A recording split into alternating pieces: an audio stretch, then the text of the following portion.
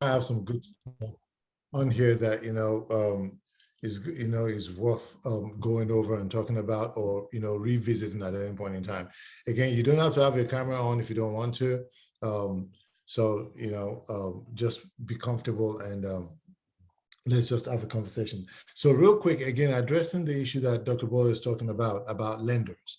It's extremely important that you get at least three lenders that you're comfortable with, that you can work with, and you have a conversation with them on what their processes are and the way you also like to do business. So you need to have your own processes as well and share that with them. Another thing I'm going to encourage you to do is get the information of your lender and connect them on your KV core, because that could be a very critical. If your lenders are connected with you on KV Core, they can actually call clients for you or potential clients.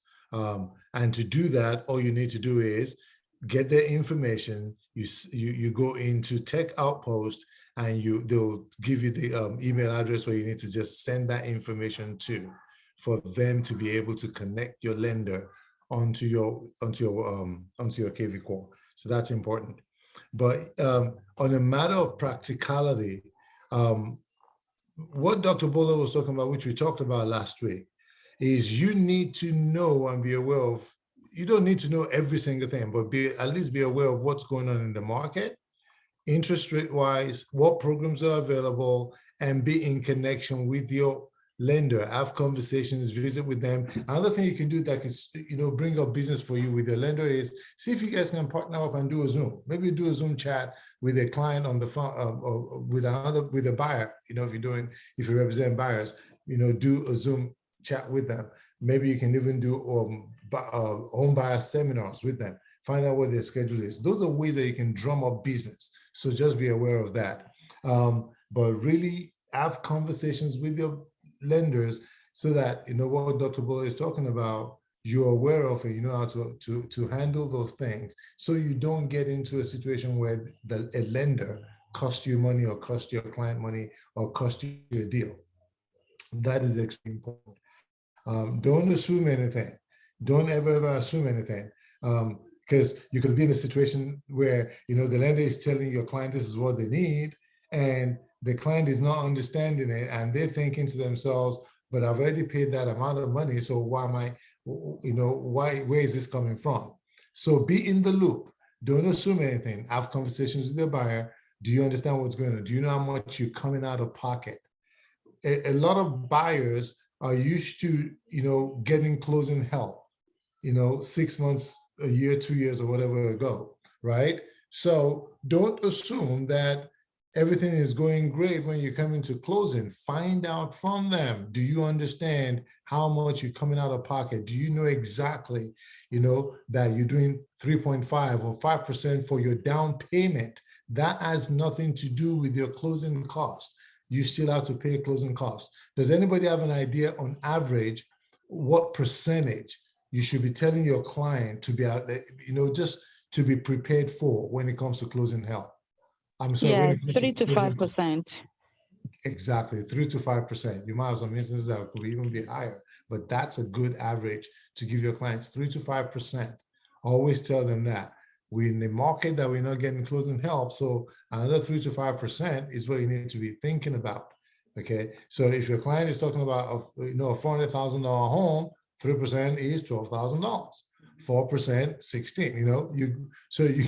You gotta be aware of this thing so that they know that, okay, I'm coming up with another 16 grand roughly, plus my 3.5% for down payment, plus I'm coming out of pocket for my appraisal. I'm going to come out of pocket for my home inspection. There's still taxes and all that in there. So you got to give them a good ballpark, have that conversation with them, and tell them the most important thing you need to be talking to your lender is, how much am I coming out of pocket? What is my monthly payment? Those two things are extremely important. Interest rate is not that important now. It never really was, because if you think about it, 10 years ago, 20 years ago, people were buying homes at 18%, 16%, 7%. People have purchased home in this country at 20%, and we're not talking about 50 years ago. I'm talking about like 20 years ago, 23, 24, 25 years ago. So remember that. And they were still able to afford. In fact, then they were buying a house at maybe $100,000, $200,000, $300,000 at that kind of an interest rate. So, that is just a function of where we are, inflation and all of, the things that is going on in the world. But whatever you make as a big deal, your buyers will make it as a big deal. So our job is to make it comfortable for them, to let them understand the pros and cons, why they need to buy now. Don't wait 6 months, don't wait 7 months, because I don't know. You don't know what could happen in 6 days. If anybody had told you a week and a half ago that interest rate was going to go up by, half a percentage, you and I would say, no way. With this inflation, no, it's not going to happen, but that's where we are. So those things are important. All right. Marquez, let's talk about your business. What do you need help with right now? What do we need to focus on to get you buyers? You've got your business card, you've got all these things going now, so you're ready to actually start getting clients. What are you doing personally right now? Or what is it that we can help you with, that could, get business going? I actually talked to Tim Neal, because he's doing the showing. I think I was gonna see who else is doing showings or maybe open houses just to get myself out there a little bit more. I think I just gotta get the ball rolling and put my feet down and knock on a couple doors and drop my business cards in certain locations that would be beneficial, or just give them out to everybody. But I'm definitely looking for it, because I remember you saying something about how many times have we asked or went to somebody else's showing or open house and market ourselves there where people are actually looking to buy a house. Right. Sorry, say that again. Sorry, I didn't quite catch that. Sorry, I apologize. I was thinking of something else.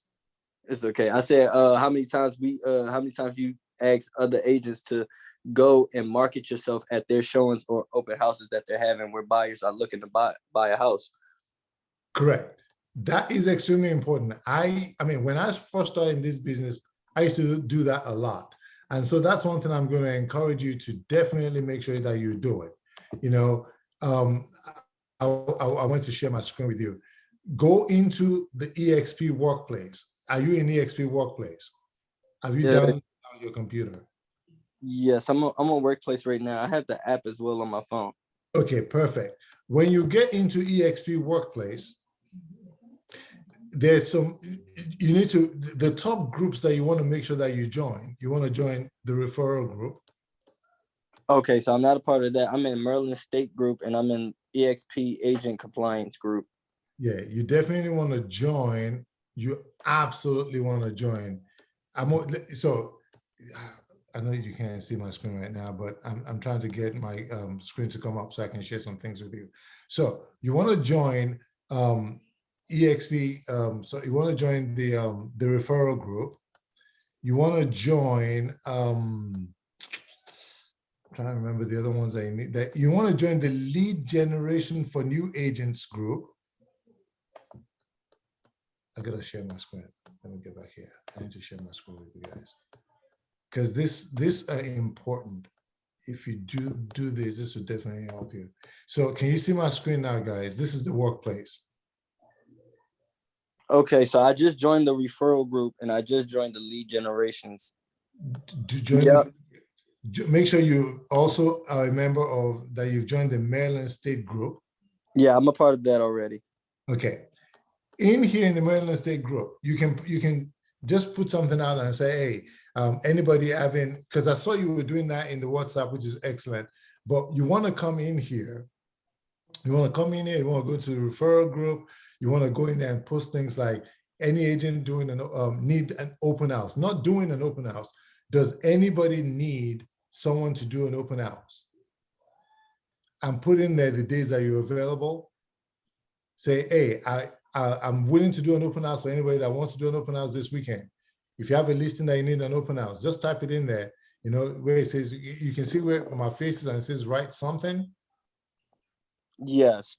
Type something in there and say, hey, looking to also open house for anybody in the Maryland area, blah, blah, blah, whatever it is, on Saturday and Sunday or on Friday, whatever the case is. Put that in there. And that's one of the ways that you actually get your business going. So I want to definitely recommend that you do that. You want to join the Marketing, Social Media, and Lead Gen Mastermind. This is another great place you want to join. Join the Marketing, Social Media, and Lead Gen Mastermind. They talk about a whole lot of different ways how you can generate leads, how you can, use your social media to generate leads, and your website to actually begin to, attract people. You need to have your business website and your personal website. You can actually, do a lot of things on your personal, because your personal website is where people know you. That's where your friends live, right? A lot of them don't know your business pages yet. But if you focus on your personal side and you keep putting stuff out, people will, eventually gravitate towards your professional side as well. So make sure that contents are going in all those places. Another place I want to recommend that you join and that you go to on Sunday nights to attend is Real Estate 101. Join the Real Estate 101 group, and, let me say, so just go in there and join that. And at 9 o'clock on Sunday nights, if you're able to attend the class in the world, you will pick up a whole lot of great ideas on what you can do or what you should be doing, that is going to get you leads. We already talked about the referral group, right? The EXP referral group. You said you joined that, right? Yes. Okay. So that's extremely important. Join those groups, stay on there and check those information, set the notifications so that, because someone could just say, hey, I'm looking for an agent, blah, blah, blah, blah. And, they post these things. They'll post referrals in there and say, hey, I've got a referral for, anybody, call me in Clinton area or whatever the case is, in Virginia, whatever, any area, they put it in there. If you respond quickly, you might be the one that's going to get that. And then you're getting a buyer that you're working with for 25% referral or 20% referral or whatever it is that the other agent is charging, and that you're willing to, to participate in. So that's what I'm going to say about that. Make sure your notifications are set so you can see what's going on, so you can quickly get alerted if someone is trying to share something. That's extremely important. That's one of the ways that you can generate business. I'm trying to think of something else. Dr. Bola, David, do you have anything to add to that? Make sure I'm not missing anything. Oh, it looks like Dr. Bola just got dropped out.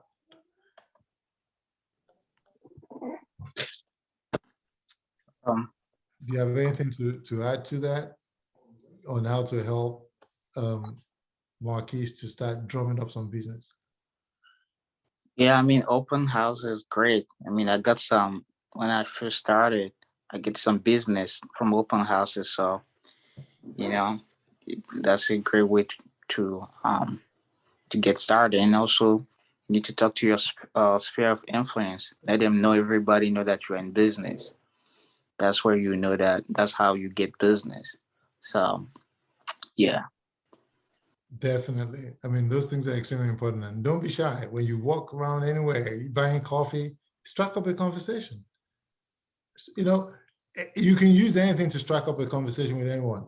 You can use the, gas prices to strike a conversation. You can, anything that is a hot topic of the day that people are talking about, use that.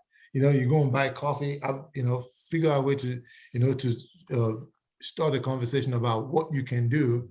Just one of the things that I like to do, or I encourage you to do, is don't just have the conversation about, I'm a real estate agent, this is my business card. No, don't, because everybody says that, right? So be authentic, be original, be different. So let's do a quick role play, for example. Okay. You give me, I meet you right now at Starbucks.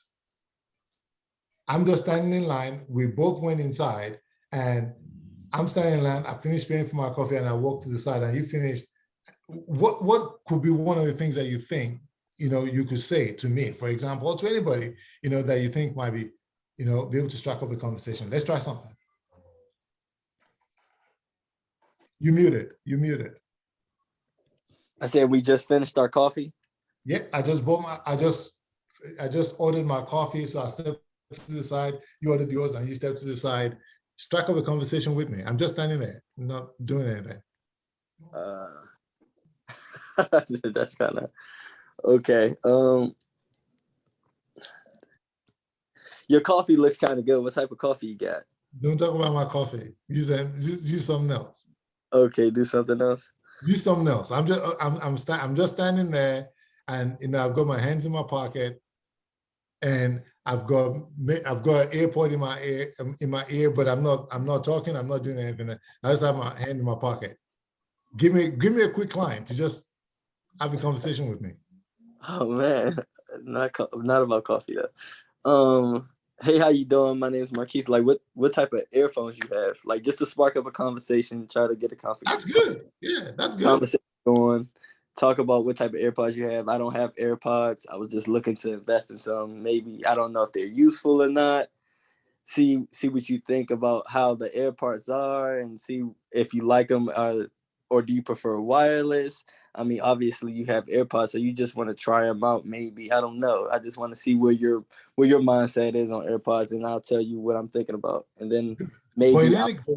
But that is very good. Go on, because the idea is just to get you flowing and having a conversation, a quick conversation. Let the person respond to something, and then the moment they start talking, you quiet. Now you want to hear what they say, and then you do something else. So now I'm going to reverse the role. I'm going to be the person that just, you just finish ordering your coffee, and I just walk to be, hey, hi, how you doing? I'm Jimmy.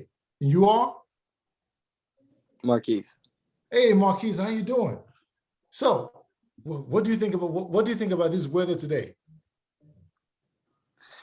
It's pretty bad today. It's always raining on Sundays, it seems like nowadays. I totally get it, my man. I totally get it. One of the challenges that I have, as an agent, is a lot of the times when I'm actually setting the time to go take my clients out to go show them a house, that's when it seems like it just starts to rain. We've got great weather the last 2 days. Now all of a sudden it's raining, and now my client says, oh, maybe we shouldn't go out, right? And I'm like, oh my gosh, what am I going to do? And they've got a time crunch. Oh, by the way, I'm saying that it's because I'm a realtor. I'm sorry, I apologize. And what kind of business are you into? Oh, I'm just in the stocks and stuff like that. I'm just coming out here to get my morning wake up coffee, just trying to. Okay, tell me more. I'm interested in stocks. Tell me more about stocks. What's the hottest thing right now? What's going on? Again, I just want you now to talk to me.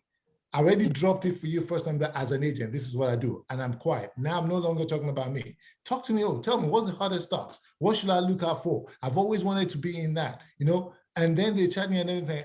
And by the time you're paying attention while you're chatting them up, and they like maybe looking over there because they ordered before you, right? You've gotten their name because you deliberately said, my name is Jimmy and you are. Now they told you. You hear that and be like, hey man, I don't want to hold you up any longer. I know your coffee is ready, you gotta go. This is my business card. I would love to talk to you more about stocks. I would love to learn more from you about stocks. Do you have a business card? This is mine. Can I have yours? When can we talk? Let them go. What you've done was you never shoved your business card in their throat. You struck up a conversation. You allow them to talk about themselves, something that is of interest, and you showed interest. So now coffee is ready, or you're paying attention, and it's only going to be a matter of time. So he's like, you know what? I would love to continue this conversation, and I don't want to take too much of your time. Do you mind giving me your business card and I'll give you mine? Or can we exchange phone numbers? Can I give you my phone number and can you give me yours? Because I want to continue this conversation. I want to learn more about your business. It doesn't matter what they do. Even if the guy says, I'm a garbage truck driver. I want to know more about how garbage truck driving works in this county.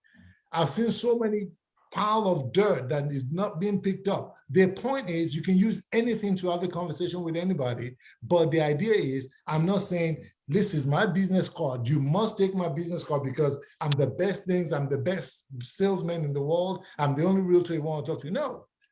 Thank you so much, Marcus, for telling me everything you know about stocks, about what you do. I am so interested in investing. Do you have time? When can we talk about it? Do you mind giving me your phone number and I can call you and we can exchange ideas? By the way, this is my card. I want to know, because when you tell people that you want to know what they're doing and you're asking them that you want to know more about their line of business, they are much more open to share with you and to take your business card. They are much more likely to want to talk to you because now you've got something in common. You found a basis of where you both can spring up. So it's no longer about you are taking from them or that that you are shoving something down their throat and you say, take my business card. This is me. It's no longer about you now. It's about them. People, every single human being loves talking about themselves. And if you get anybody to start talking about something, they will never stop. Like me right now. See how I keep talking? I need to shut up and listen and let you talk, right? That's how people are. So find that common ground. Let them talk about themselves. Then ask them for their cards. You can even turn around and say, I'm sorry, I don't have my business card on me, but I do want to have a conversation with you. Do you mind if we exchange numbers right now? Give me your number, I'll call you. And you calling him, and he gets your number, so you tell him to save it, or you tell him, call me, this is my number, 240, you tell them, give me a call right now. I want to save your number because I really am interested in what you've got to talk to me about. And when you guys have a conversation and you set up a time to talk, let them talk about themselves. And once they talk about themselves endlessly, then you can now say, you know what? I'm trying to build my business, or I'm trying to help some family house, or my goal is to help seven more families before the end of the summer, or whatever. Do you know anybody that you could introduce me to that may be thinking about buying or selling? I will take good care of them because my business is based off of referrals. When people have something invested and when they've talked about themselves, they always feel more comfortable to give you something because you've allowed them to tell you about them, about their interest. You've made it about them, not about you. Problem a lot of the times as agents is we want to talk about ourselves. We want to tell them we're the best realtor, and this is why you shouldn't use that other guy that you've been using before that you see their sign up. You've got to use it. Meanwhile, they don't know you. They know there's 48,000 plus agents in the state of Maryland, and why should I deal with you, right? But you telling them that, and they don't know yet. So those are the kind of things that we're going to do. Now I got to zip it up, shut up. Now, anybody else has anything to contribute to that or that we need to talk about next? I hope that helps. Yeah. It does. And yeah, usually when I meet people, what I do is I always trying to compliment them maybe on something they have, maybe their dress. So when you compliment people, they feel good about themselves. So you kind of like, connect with them. And then, that's how, I give them my card and everything, so that's how I do my thing. Yeah. And that's perfect, especially once you find something that works for you, Mm-hmm. you're going to keep doing that, because at the end of the day, what happens is your personality comes through. So if something works for you, keep doing it. For me, it's like, it's so hard for me sometimes to just pick up the phone and talk to a stranger about sell your house. Yeah. But if you put me in front of that stranger and I'm knocking on their door, you'll think that we've been best friends because I can be goofy, I can be myself, I can do whatever I feel comfortable with, because that's my natural habitat. I love cold calling. I love meeting people. It's always been so find the thing that makes you you, that you love to do and makes you comfortable, and exploit it. That's a wrong word, but exploit it. When I say by exploit it, I'm not saying exploit the people. Exploit your best characteristics. Exploit what makes you you, what makes you genuine, what makes you different. Let your personality show in every single thing that you're doing and your interactions with your clients or potential clients. Yeah. Yeah. Don't be afraid to go do open houses. Will be one of the best things and easiest things for you to do, especially now that it's pretty busy and a lot of listing agents don't have the time, to do a bunch of open houses, especially if you have, multiple listings. I've got some listings coming out. that you guys, if you want to do, an open house, you can do it in Maryland. Some of them are not really worthy of an open house because of the kind of setup that we're trying to do. And I know we're going to do a quick turnaround, but you can market it once they can come in some, but once they get boom out there, you can use it, whatever it is, But if you go into these places that we're talking about in workplace, I promise you, you're going to get tons of people that will say to you, okay, yeah, sure, do an open house. Another thing that you could do is go and pull up all the listings of EXP agents and contact them directly. Do you mind if I also open house on your property, especially if it's vacant? So look it up, see, okay, it's a vacant property, reach out to the agent. Hey, this is Jimmy with EXP Realty. Do you mind if I host an open house at number 116 Main Street that you have going on? They Yeah. ask, the one is sold, the seller's one is sold, it's open, I mean, it's vacant, do an open house. Yeah. Like today, I was driving to collect an EMD from a client, and then I saw the sign, for sale by owner. So it was, in the corner. So I drove, I stopped my car, and then I just went there, and I would knock on the door, and I see the owner, and then we had a great conversation. So he's out of states actually, he's been trying to sell a week now. So the property is not even listed on the market and everything. So we had a great conversation. So I took his number, and probably, that could be a listing for me. So yeah. And then what you got to do is, don't wait for him to call you. Go, you have his number, you have the address, go into the MLS, do some research about the property, find out what is sold in his neighborhood. Do you guys know how easy it is to actually do that? Let me share my screen with you to show you something. Because, when we talk about, doing research on properties, people think, it's just some weird stuff. Hold on. That's where is that property actually was listed before with an EXP agent. But I don't know. I think I saw the comps when I got home. I think it was overpriced. So we're not going to talk about that. I want to talk about something else. I want to show you something. Okay. Don't even give me the zip code for that property. Are you guys seeing my screen? Are you seeing the bright MLS? Let me see. Yeah, I'm seeing it now. Okay. One question, Jimmy. Yeah. I don't know if this is a dumb question or something. But, I promise you. How do you do an open house exactly? Okay, so to do an open house, one, you want to make sure that you get open house signs. So order some from EXP. Go into the EXP marketing center and order some open house signs.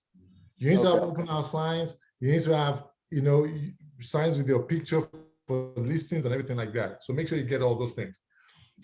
So to do an open house, you want to market it. You want to market on your social media platform or any platform that you have. Market that property. If you're going to do it on a Saturday and a Sunday, if you're doing it on the weekend, I recommend and suggest that Wednesday, Thursday, you drive around the neighborhood, you get a good feel for the neighborhood. Maybe Friday evening or very early. I prefer Friday evening or very early on Saturday. If you're doing it on Saturday, go and put your signs around, a lot of signs leading to where that property is. That's extremely important. So you can drive a lot of traffic to that place. Market it on your social media platform. Make sure you have the EXP's open house app on your phone or iPad or any kind of tablet, so you can capture people's information. When you go in there, you can actually set it up and it links. And it links to your KV Core because it's a KV Core operated app. So that way, anyway that registers, it transfers them straight into your KV Core and you can start to drip them. Does that make sense? Does that help a little? Yeah, but I would probably still have to either be hands-on on one. Which is fine. That's why you want to attend one that has been hosted by another agent. And it's always good. In fact, that would be a good, experience for you. If Tim is having one, yeah, go there, spend a good hour, 2 hours there with him.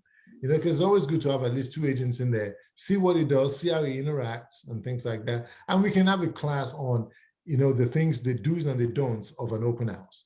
Okay. Yeah, tonight is not going to be enough. And you can call me during the week again, and we can have that conversation. So you don't have to wait till we have a Zoom class, you know. Okay, because I Yeah, definitely just call me and we can have a good conversation, 10, 15, 20 minutes on how to go about that. I hope I'm not boring you, Dr. Bola. So let's go through this real quick. I hope you're still with us. So David, give me the zip code for the address. Yeah, so it's 20877. 20877. Yes.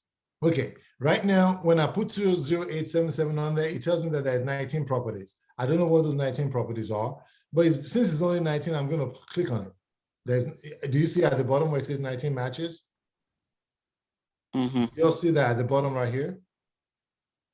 Yeah. Okay, because it says at 20877, there are 19 matches of properties that are either coming soon or active. I can increase that by saying, okay, I also want to know what is closed, right? It's 183 the moment I put closed. I can say, okay, because that's too much, I only want to see what is closed in the last 30 days. When I change it to 30 days, it's giving me 60 matches, right? So you can see how you can start manipulating things over here and start to see. I can put more stuff. I can see what I want to know what's active under contract. It changes that number. I can do all of those, right? Now, let's assume that now that particular property, David, is it a detached home or is it a townhouse? It's a detached. Okay, so I can go right here and say, boom, I only want detached homes that is either coming soon, active under contract, or closed. I can even say we pending on there. And it tells me now we've got 38. If I do that, I click on results, because now I just want to get a good idea. Now it tells me every single thing. If I click status over here, I can change it, because really I want to see what is coming soon and what is active, because those are the properties that this potential feasible guy that you just had a conversation with, those are the people that he's going to be competing with. The reason why I want to know pending and closed is within the last 40 days, I can look over here and say, okay, this is what the houses sold for in the last 40 days. Let's do a little bit more, even digging into this. If while you were there, you were able to find out that his house is a 4-bedroom, 3 baths or whatever, you can begin to start looking in here and say, what are the houses that are similar? And you can narrow this down as well, just to see who is he going to be competing with and what kind of properties sold and what do they sell for, that he needs to be aware of where his mindset could be. Those will be the things that will determine how well and how smart I as an agent can be to tell my potential client the reason why I can do a much better job for him. We can do a lot more drilling in by going to RPR, by doing CMA, by doing all of that. But let's just look on the surface right now. So on the surface, I can now say, listen, Mr. Potential Feasible, right now in your market, I'm looking at what is, oh, by the way, you can even include expireds. So because you mentioned that, you know, he listed it before with an EXP agent, I can click on that and say, I want to see the expireds as well. 47 properties. I guarantee you now, if I go in there, the property that you're talking about may show up, because if it was listed before, you know, and it expired, it's right here, right? So I can look and say, okay, first of all, days on market right here, I can tell the average of the number of days, the houses that sold. Look at all the houses that are pending. The average on most of them is under 17 days. The average of how long they were on the market. The longest was 16 days on pending. Look at the ones that closed. The longest on the ones that closed was 26 days. What, just through that, what do you think I just gathered now? That just simply tells me, Mr. Potential Feasible, your house didn't sell because it was overpriced or something was wrong with it. And because the average time that houses are staying on the market in your zip code is less than 2 weeks, is less than 3 weeks. It is. It really is less than 2. It's less than a week if you look at it. because you have 6 days, 5 days, that's what 7 days. You have the abnormal, the anomaly over here of 26 days. You have an anomaly over here of 16 days, but it's pending now, right? So this is information that you can gather. Then you can say to your client, listen, I'm gonna do it in-depth for you. I'm gonna figure out the way we can make this work for you and get it sold quickly, right? You can do a lot of research here, but this already gives you an idea just over here. So I said all this to say this, don't wait 2-3 days. This is your starting point. David, you should be calling this guy tomorrow and giving him a reason why you can sell his house. From this point, you go and look at is you're going to do a CMA to determine, hopefully while you were there, you were able to see the interior of the house, you were able to see the condition of the house, all that kind of stuff. Then you do a CMA and you can tell them the reason why. Now, I'm going to now ask you, what was the address? Is the property on here?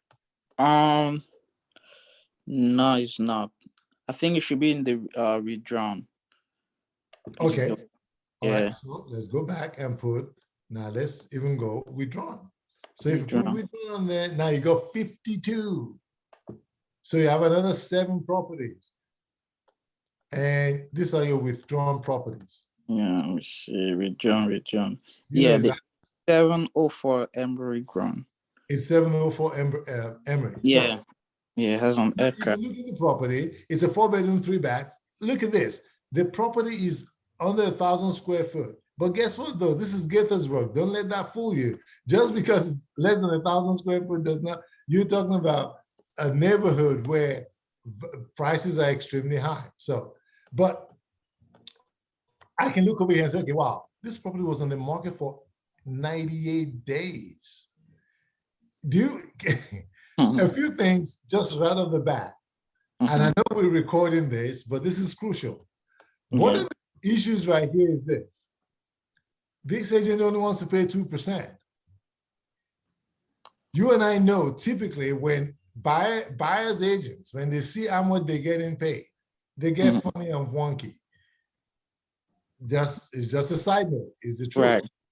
Some agents do that. They're like, oh, no, I'm not going to show that property, except if a buyer does that. It's absolutely wrong. It's unethical. Yeah. But these are the realities of what some agents do.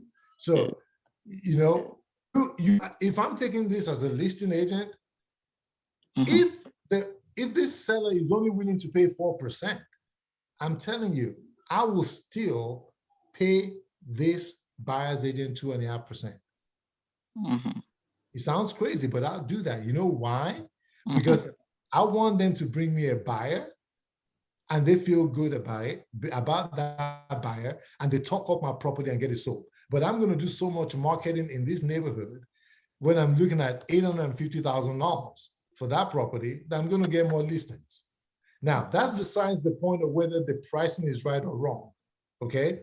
But that's another thing that you got to look into and see if it was, you know, priced well or not.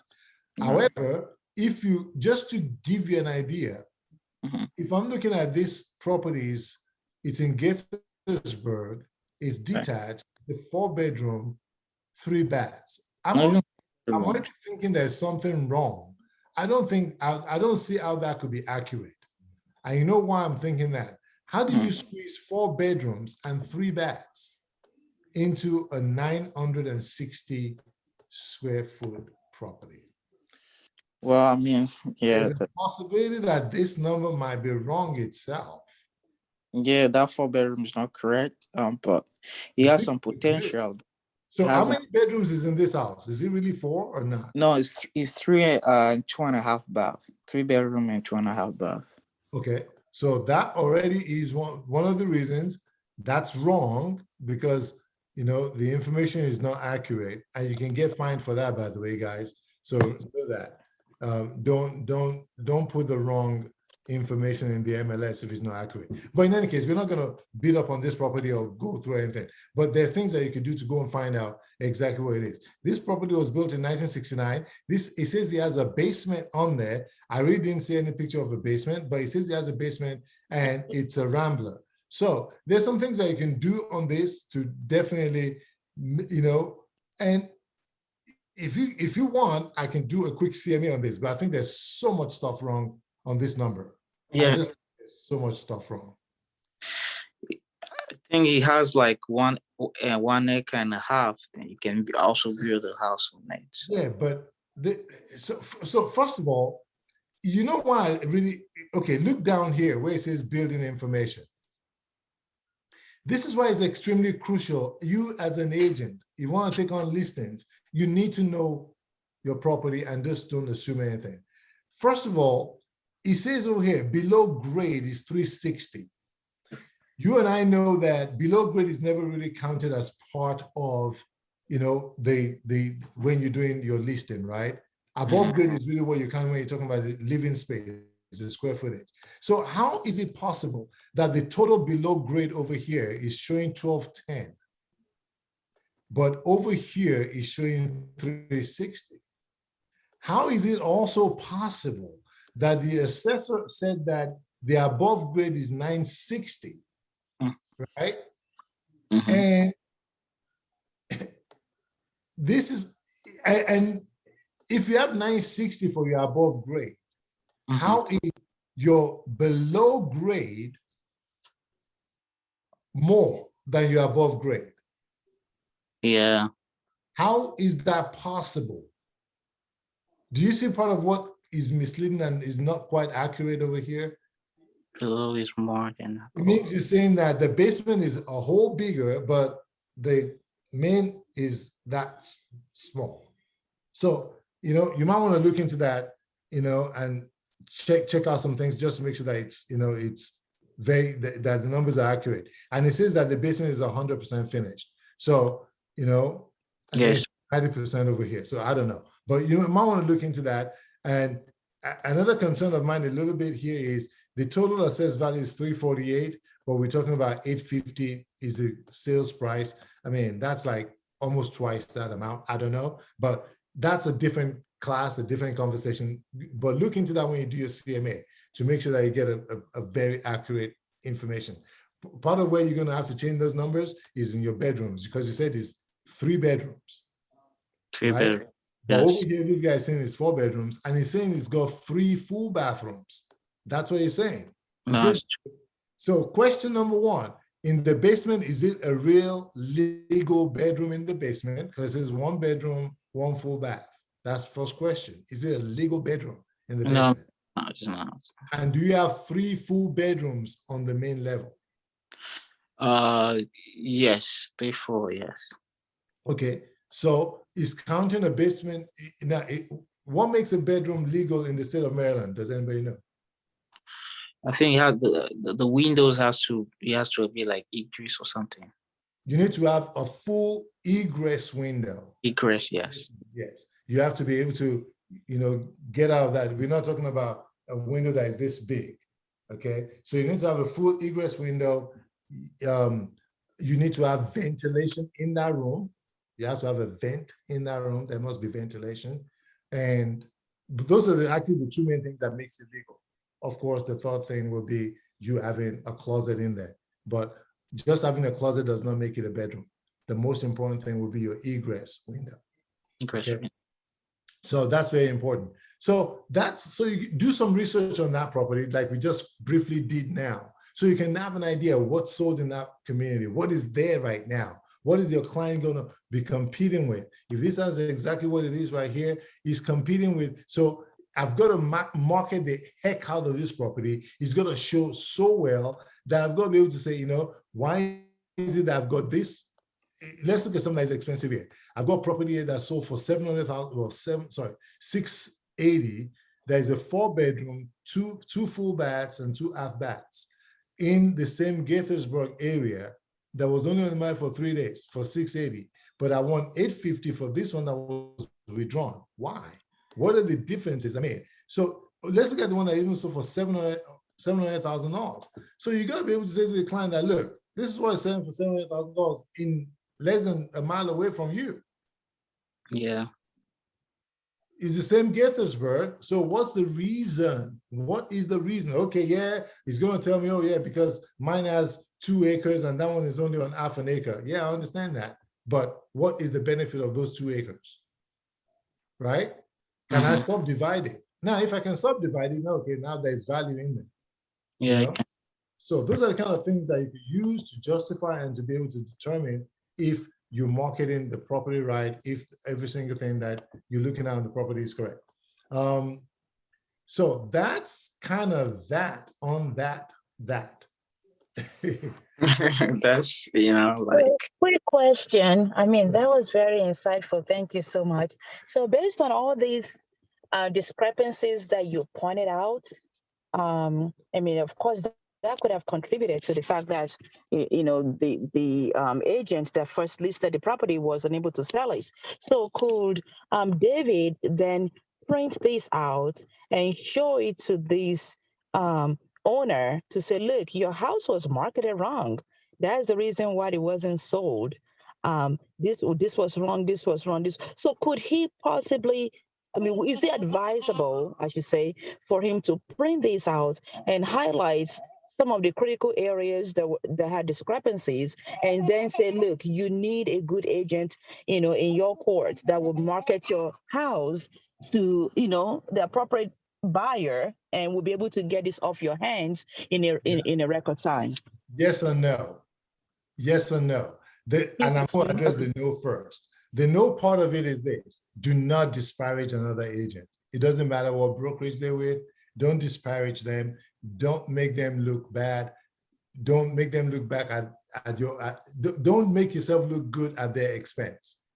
Because if you fail to sell this as well, then you've created a client who forever, for the rest of his life, will doubt agents. And that is not one of your tenets as a realtor.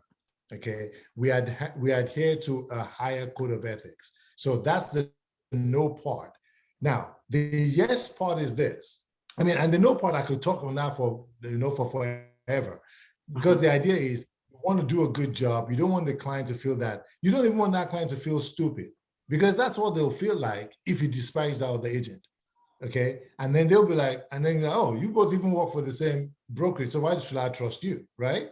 Yeah. And you don't even know, they might be related to that agent or whatever. So that's why you don't disparage other people for what, ethically, you just don't do it. Now, this is the yes part. The yes part is David needs to go and do some homework to really figure out what is the valuation, true valuation of this property. Then you can now point out and say, because you also need to figure out how receptive is this seller. Maybe the seller themselves are adamant for whatever reason. Maybe the property has got sentimental values to them. So the other agent could never convince them that the house is not worth what it is, or whatever the case is, right? So that's the yes part of where you now have to be very careful how you deal with it. So you've got to make sure that you do your due diligence, and then you can now look at the differences in what you believe the true value is based on, and I'm going to do a quick CMA since we're talking about this subject, because I want everybody to leave feeling very comfortable, especially about this subject matter on this particular property. So that's important, because I can tell you one thing. The other reason why I don't want to disparage that agent is look at what he wrote over here. He says, yes, possible subdivision of this lot. It was changed to R200 some years ago. He didn't tell us how many years, but he did some due diligence and he found out that it was changed, and that the seller has been told that it is subdividable. Now, that could be a little bit of an issue, because you don't want just the seller to have been told that. You need to know that it is subdividable. So whether you need to go into Montgomery County and, or SDAT or whatever to find out and get the information, whether it's subdividable or not, that's very crucial. If you can't do that as the seller, do they have the paperwork that says it's subdividable? Not just take your word for it, not just take the seller's word for it that says yes. You want to know, because then I can now change that. If I know, I can say, this lot is subdividable. Why am I saying that? Because now I'm putting the value, the reason why I'm telling you can, is worth what you're about to pay for it.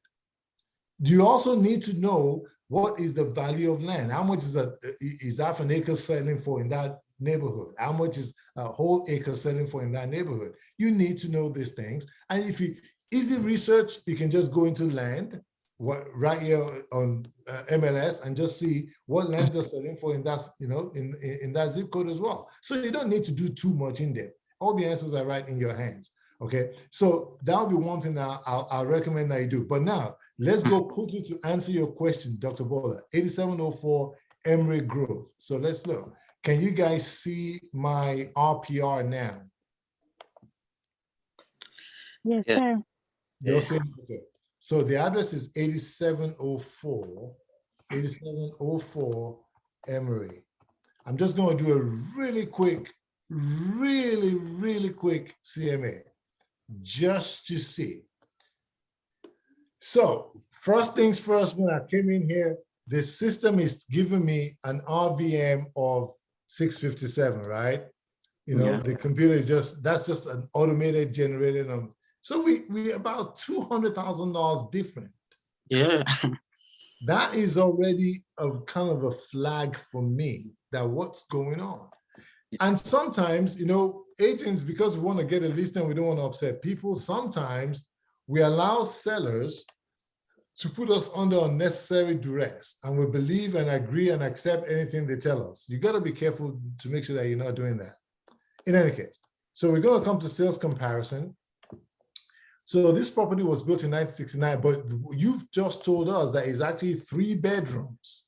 And it's got 3 full bathrooms or 2.5. 2.5, right? Okay. So we're going to say 3 full bedrooms, and we have full baths that are 2, and you have 1 out bath. So we're going to change the facts to what we have seen, that you've seen and you know. And you're going to have to let whatever these numbers come up, we're going to have to tell this seller, sir, I know you believe it's 4 bedrooms.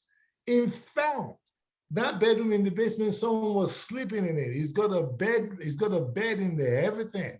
He has a vent. He's beautiful. He's got a gorgeous closet. But guess what, sir? This is how big the window is. That's not an egress window. So legally in the state of Maryland, it is not a legal official bedroom. And the reason is, if there's a fire inside this house, God forbid, if the fire marshal comes and they want to get whoever is in the basement out, if that person in the basement cannot go through, fit through, and jump through that window, that's not an egress window. It needs to be, I think it's 24 by 24. I can't remember the exact number. But that's what makes an egress window. It's got to be big. We got to be able to get out of it. So that's it, right?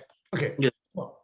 Now, so and that's where your integrity comes. So again, answering your question, Dr. Bola, that is the yes part of where you can show your expertise without denigrating the agent, without making the agent feel or letting the seller feel that the agent is not worth their salt.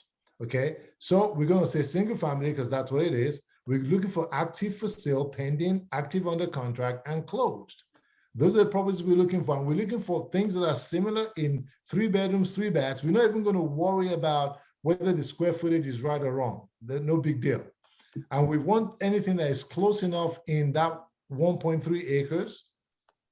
And anything that was either built in 1969, as low as 1964, as high as 1974, right? That's 5 years. Is that 74? Yeah, 1974. So low as 64, high as 74. If we can't find anything, then we can, make a little bit more adjustment to find what is going to accommodate. Well, let's start out with 1 mile radius. If we don't have enough property, we extend to 2 miles. So right off the bat, we're not going to have enough samples. And because right now, we only have 3 sold properties and 3 for sale or pending properties. We need a little bit more sampling than that. So we're going to modify this search and we're going to go 2 mile radius. And the reason for that is you want a good sampling of properties around you. All right. So we're going to say search. Now we've got 18 sold. Good. So we're looking for anything around that range that we talked about. This first one is not going to cut it. That's not going to work. This next one would almost have been ideal because it's got about the same square footage, right? But it was built in 87. That knocks it out. The land is little. That knocks it out. So we can't use that. So let's keep looking and see if we can find anything. 0.2 acres, that's not going to work. That's the next one's not going to work. 0.5 acres is not going to work. So you really not finding a lot of properties, which also could be part of your issue here. Yeah. There is really not a lot of properties that is built around the same time as this property. You know, nothing really is. In all the zone, nothing is. So there's no land. There's no property with lands here, right? Okay, so, but now we just not gotta just go with the flow now. Let's find what is the closest that we can find, because you don't want to go any further out than you already are. So we're now gonna just say, well, look at properties that maybe Ramblers, that is close. Let's pick the first one that the system picked already. Yeah, this is gonna be a very, is anything updated in the property?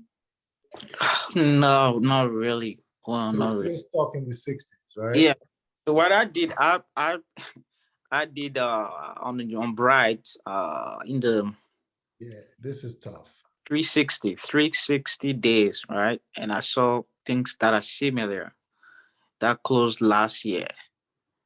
So How far out last year did it close? it was in July last year. Okay, all right. So let's modify, and let's say, so we're still 2 months out. So you're saying that you increased it to about 12 months. 12 months. So that will give you about that July. Yeah. So now I've got 53. Okay, that's a lot. So what I'm going to do now is I'm going to modify the search and just go back to 1 mile radius, because you don't want to increase way too many factors. So I'm going to go 1 mile radius and go far out to what you said of 12 months. Maybe we'll find something. I still don't see anything. There's a lot of land. Whew, wow, this is this is crazy. This is a challenging property. So He told me I'm the third agent that he met. So I guess just go back then again and go to your 2 mile radius, and let's see if we can find something that is close. Because yeah, this is gonna be a pretty challenging property, but it's not impossible. You just gotta do what you need to do to find what you're looking for that is similar. So let's go. We'll find something. So may I ask another question, please? Yes, ma'am. Yes, ma'am. Are you focusing on the land or the acreage mainly because of the notes that was put on the initial, the MLS sheet that talked about, something being subdividable? Is that the reason why you're focusing on the land? No, that's actually not the reason why I am. The reason why I'm actually, it has nothing to do with what that agent put in there. It actually has more to do with the fact that the value on this particular property is actually the land. The land is actually the value on this property, because really, yes, because look at what we're seeing right here. Forget whether he wrote that comment in there or not, because let me treat it like this is my first time meeting this seller and we're having the conversation. And I'm looking at this small rambler on this piece of land, right? And got a piece of land that is 1 point something acres. The value is on that land. Now, is the land worth $200,000? I don't know. That's going to take some research for me to find out. So the first thing I want to try and figure out is, are there any other properties in this neighborhood that is sitting on an acre of land? And as you and I can see, most of the properties in this land is about, the most is half an acre. So in my selecting properties now, I'm going to pick properties that are half an acre or more, if I find anything, or close to that.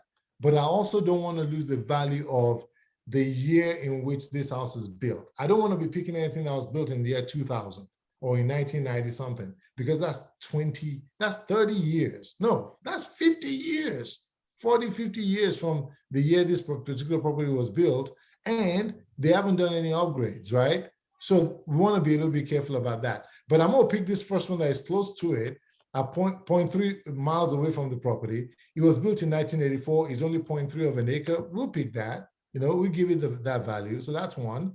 I can pick this again. I can pick this one right here, which is 0.31 is pretty close to it. This now becomes where you now begin to just make a decision, and just because when an appraiser goes out, the appraiser is not going to go and pick a house that is 5 miles away, because now he finally found a house 5 miles away that has got 1.36 acres as well.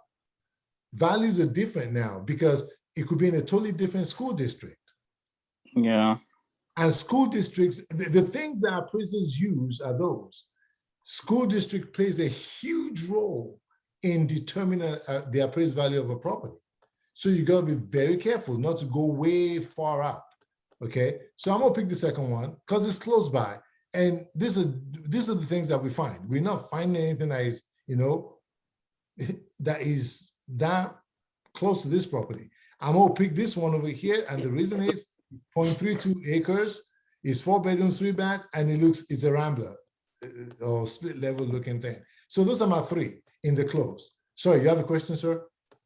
Yeah, I would just want to say, if you go to like Bright, I think if you look more in the legal subdivision, there are more things there, that are similar.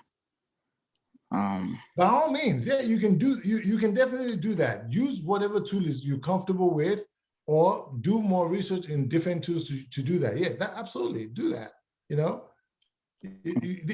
There's more than one way to skin a cat, but I prefer this because this is visual, is a lot quicker, is a lot easier, it's extremely, comparable. Now, if you use the subdivision, yeah, but then again, don't forget, if you're using that subdivision, you're only limiting yourself to properties that are in that subdivision. So that's a smaller sample. So, but whatever works for you, use it. Just for the sake of time, I'm just gonna pick this first 3. I'm not even gonna. Okay, or maybe let me tell you an address. If you can add that, maybe, I don't know. If the address is not showing up on any of these ones that I have, I'm not gonna use it. But tell me the address. Okay, wait. Is it active? Is it sold? No, it was sold. So what's the address? 11700 Clopper Road. No, wait. 11700. If 11700 is not in one of these, I'm not gonna use it, sir. But let's see, 11700. And you said it's a sold property, right? Yes. Let me see. 11700. 11700 is not. 11700 is not on this so far. Okay, so do 11817 Collins Drive. Okay, that's not on there either. I don't see any 11 anything. And is that sold as well? Yes, so that was back in July. Wait, this one? 5. Okay. What you said in July last year? I'm Yeah. going 2 months back. Yes, last year. Let me see. Yeah, this is. I'm 12 months back here, and what month are we in? We're in May, right? Yeah. 12 months back will include is from May last year to May this year. So if that property is not on there, there's got to be a reason for it, because we went far back.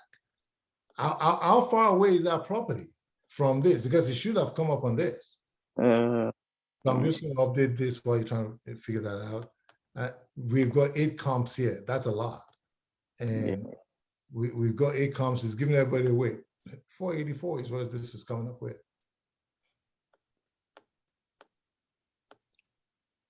So, but I mean, just to.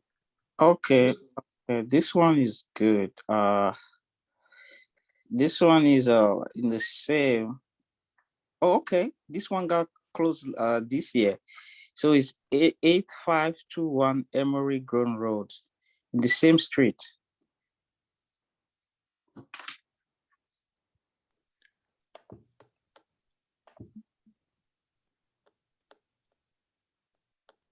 It's 8521 Emery Grove. Let's see.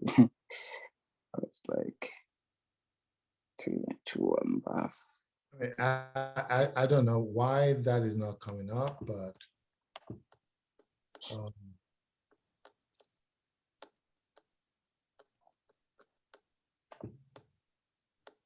8521.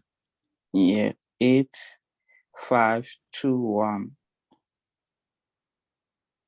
And it was closed this year, Yeah, in January. but it's not, it didn't come up.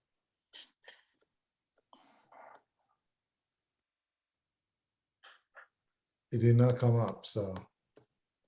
And this is showing 6 months. This is actually showing last 6 months. If you go last 12 months, 8521. But we're gonna move along if it doesn't show up. This 6 months, right? Okay. Yeah, I'm doing 12 months.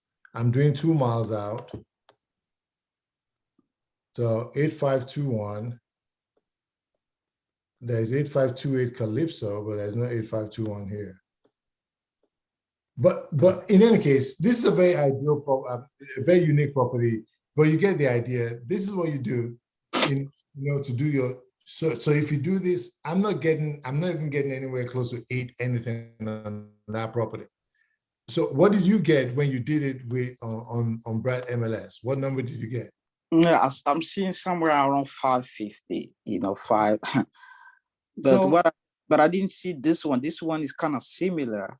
Okay, include that in there. The idea is, at the end of the day, this except if you're forging the numbers, whatever tool you're using to do your CMA, the number is going to come at where it's supposed to be. With what we just did now, right? Mm-hmm. And I'm not even using those ones that you're talking about. This is what it came up as 484. So if you use the one you're using, what do you say it came up at 5 something? Yeah, 5 something. Okay. So you're there. If it 5 what? 550, 580? Give me an idea. What was it? 550. Okay. So at 550, you're about $65,000-$70,000 away from the number that I got, right? Maybe that accounts for the land. But at the end of the day, the idea on what we're talking about here is this. Even when we started this process, right? This is telling us that this particular property is at 650 something. That's what he said. That's what the compute 657. This is what the computer generated value gave you. And it's giving you that number based on a 4-bedroom, 3 baths. Because that's what's been put in the system. That's what it registers as, right? That's what it's already told you. Okay. So if at best, if I'm advising this client, 657 is the most you can get for your property. You just did it on a different way and said 550. I just did 484. So we're nowhere close to 850. So another thing, so for me to be comfortable in talking to this client, one of the things I'll do, I can go here again and say, okay, 20877. What is land selling for in 20877? Right now in 20877, there is no single land for sale. Nothing. There's no land for sale in 20877. Active under contract. Let's select every single thing. So in 20877, selecting everything, there's 7 results.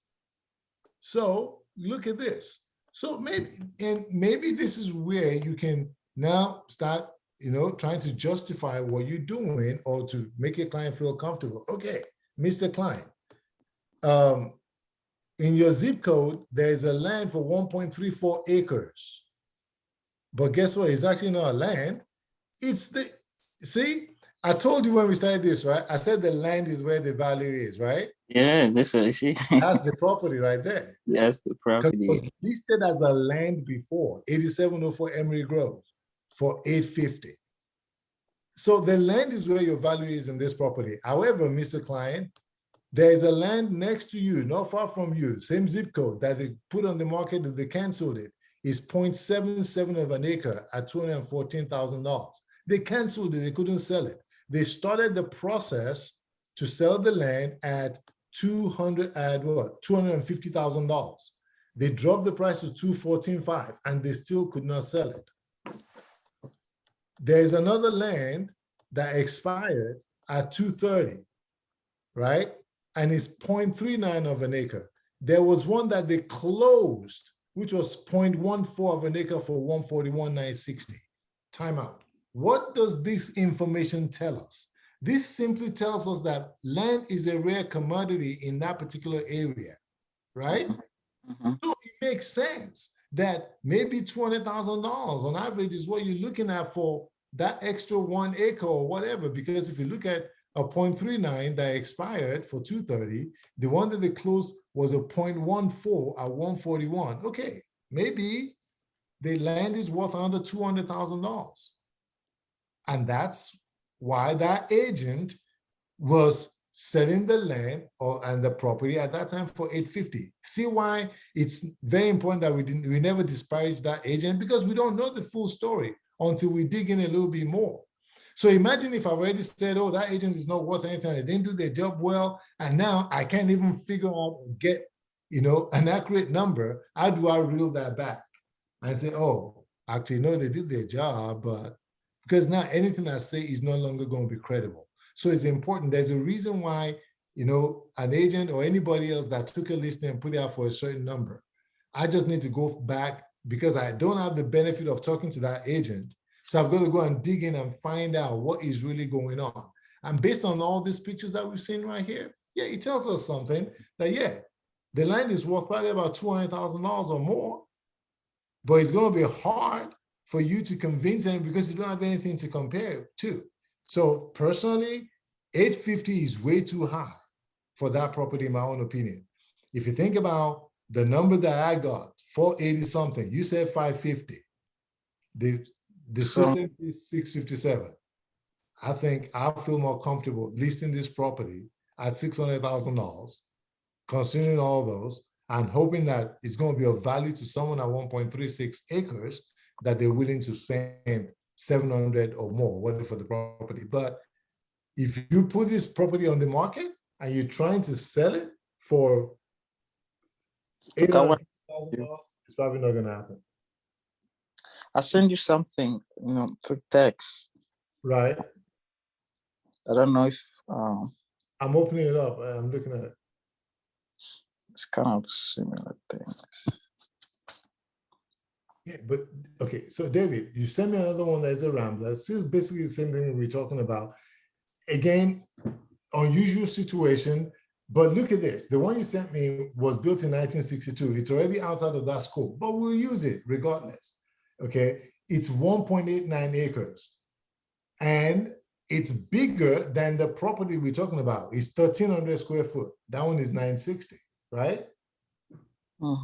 There's another one that closed, which is a 3-bedroom, 2-bath, 1,400 square foot. Okay, it's only 1 acre. That one sold for $400,000. See, so now you see how everything is all over the place on this, trying to, so how do you, because you can't move a property if it's sold for $400,000, if one sold for $400,000, another one sold for $760, so you got to remember that what you're dealing with here is the differences in the time when it was sold, what the market was calling for, and what's going on. So that's also the reason why it's hard to go and say this house is worth $850, or to even say it's not worth $850. So your job is going to be to convince your client and bring your client to a medium. They've had their property on the market for 100 days. How many showings did they get? How many offers did they get? It's not to say that you can't sell the house for $850. It's just to say that right now, the best you get in for valuation is $484, $550, $657. What's your medium? Your medium has to be $630,000, somewhere around there, based on the value that you see, for land and all that. Yeah, he himself I asked you how much are you selling for? He said 650. Yeah. So So, so again, when you've been doing this for a minute, you will actually get a sense yourself of yeah, what makes sense to sell that property for. That property is not going to sell for 850. Now, no, someone might go high and say they want for 850, but you're not going to start at 850 and expect anybody to buy it for that. It's just not going to happen. Because look again on this property, they had it on the market. They started at 850. They never moved from that number. 850 was what they had it for forever. They never moved from it. When they were saying it as a land, when they were saying it as a house, they never moved from that number. So now you need to understand the reality. You're somewhere around 50, you know, 600 and some $1,000 is what I listed for. And hopefully we get a lot of people, drooling over it. Maybe someone's going to want to, plant grapes or farm or do something, or maybe they want to be like, this is my forever home, and they will tear everything down and build from the scratch their dream home, But the client's got to understand that, they have to be realistic on the numbers. And for you to actually do a good job, what I would do if I was you is I'd be like, listen, I've done this in so many different ways. I'm getting a number of 487, 484. I'm getting a number of 550. I'm getting a number of 657. These are all the numbers I'm getting are all over the place. And it's because of the uniqueness of this property. There is not that many land in this neighborhood. First of all, there is not that many land available, period. yeah. Okay, except even the one that, look at the land that is available, they're big time money, $2.5 million. But look at them, 0.4 of an acre, 0.4 of an acre, 0.4 of an acre. And it's pending. Wow. But look at where their property is. Look at where it is. This is this is like an industrial area. It's right next to the freeway. So that's the reason for that. So again, that's different. That's yeah. And this is zoned as a commercial mixed office zoning. That's the difference, Mr. Client. So your property is zoned for residential. So you're not going to be the same thing as those people. See what it says here? Multi-family residential. The zoning is R. So you need to let your client understand. So you can't play with those people because it's a totally different kettle of fish. Okay, so those are important things. So you've got to be able to, compare apples to apples. So that would be the kind of conversation I'll have with my client, with this potential client, to get them to come to a reality of where they should be. I know we've really beat this a lot, but how much would you list it for? If he's already thinking 650, I'll list it for 620. Yes. That would be the most I'll list it for, 620, so you can get some eyeball on it. Yeah. Yeah. That'll be what I'll do. It's already withdrawn. Put it for 620. You get a lot of people looking at it. So yes.